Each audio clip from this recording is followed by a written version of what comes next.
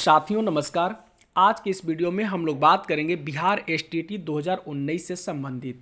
साथियों जैसा कि आप सभी लोग जान रहे हैं कि बिहार एसटीटी 2019 का विज्ञप्ति निकला और उसी विज्ञप्ति के आधार पर सभी लोगों ने फॉर्म फिलअप किया, एग्ज़ाम दिया और qualified, not qualified, merit, not in merit, ये सारी बातें जो है हुई।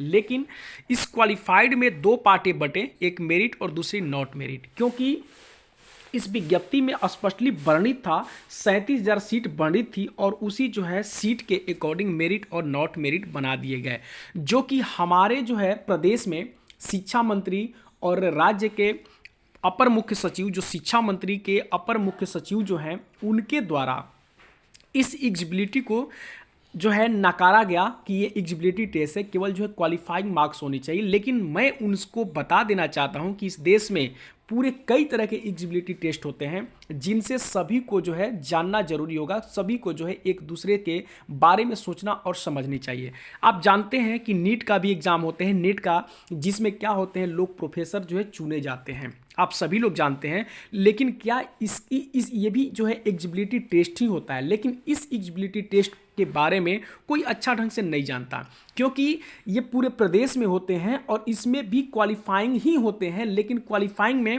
इसमें एलिजिबिलिटी जो पार्टें होती हैं उसमें भी रैंकिंग जारी किए जाते हैं और उस रैंकिंग के हिसाब से जो है सर्टिफिकेट का वितरण किया जाता है।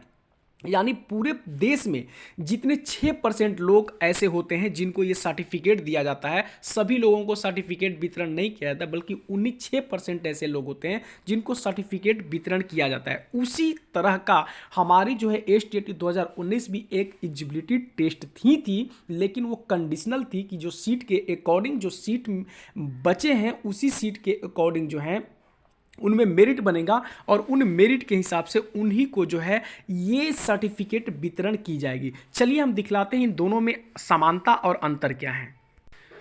देखिए ये आपके सामने ये जो है देख रहे हैं ना, यूजीसी नेट का जो है ये रिजल्ट कार्ड है, आप इसको देख सकते हैं। यहाँ भी एलिजिबिलिटी टेस्ट ही लिखा हुआ है, स्पष्टली आप देख सकते हैं। और यहाँ पर आप देख लीजिए ओवरऑल रैंक दिया हुआ है, कैटेगरी दिया हुआ है और कैटेगरी रैंक दिया हुआ है, आप देख सकते हैं। और आप समझिए कि नीट जो है ऑल इंडिया जो रैंकिंग इनका जो है ये पार्ट स्पष्टली रंग से लिखा हुआ है।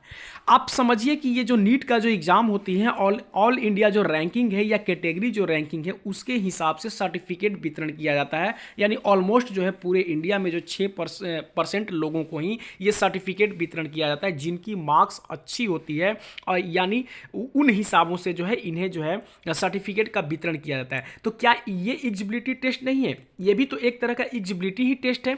और आप यहाँ पे देख सकते हैं एसटीटी 2019 जो है ये भी एक एलिजिबिलिटी टेस्ट थी और यहाँ पे सीट के अकॉर्डिंग जो है आपका रैंकिंग भी था और ये जो है युवा रैंकिंग 197, ये सारी पार्टें जो है यहाँ पे लिखी गई है। तो यानी ये भी तो एलिजिबिलिटी टेस्ट ही है।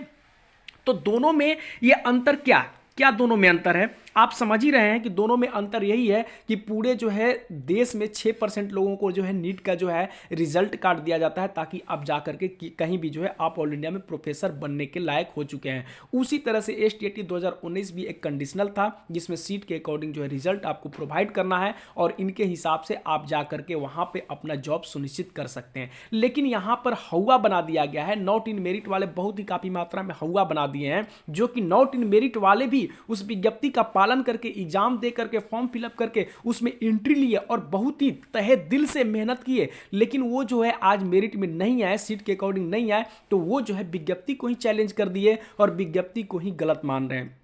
ये हैं हमारे नॉट मेरिट वाले और एलिजिबिलिटी का रट लगाए हुए हैं, जो कि इन्हें नहीं पता है कि नीट का एलिजिबिलिटी और एसटीटी 2019 का एलिजिबिलिटी दोनों में अंतर क्या होता है, इन्हें ये खुद ही नहीं पता है।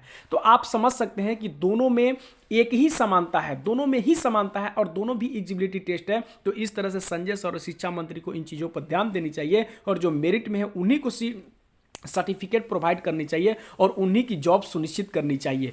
इन बातों को हर मेरिट वाले ये समझे, जितने भी मेरिट वाले इन बातों को समझे और धैर्य और साहस का परिचय दें और अपने एकता को बनाए रखें और निश्चित तौर पे ये अपने केस को आगे की तरफ बढ़ाएं। निश्चित तौर पे आपकी जीत होगी और इन चीज़ों को लेकर के कोर्ट में पेश करें, ताकि जो है ये पता चले कोर्ट में, यानी जज महोदय को भी ये पता चले कि ये चीज़ है क्या और क्या नहीं है। इन चीज़ों से पूर्ण रूप से अवगत कराएं और निश्चित तौर पर विज्ञप्ति की जीत होगी और जितने भी मेरिटधारी हैं उन सबकी जीत होगी। धन्यवाद।